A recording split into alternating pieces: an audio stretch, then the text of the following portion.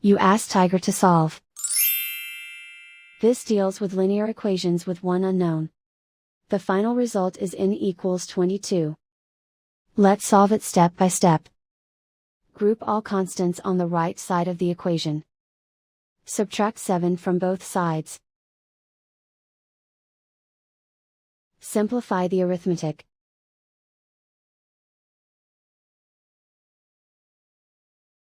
Isolate the n.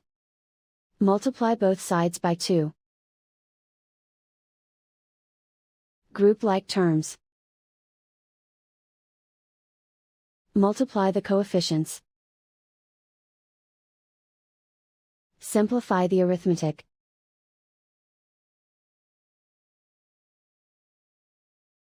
Convert the n into a positive number. Multiply both sides by -1.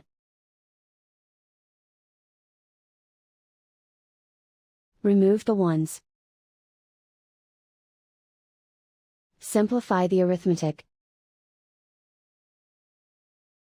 And so the final result is n equals 22.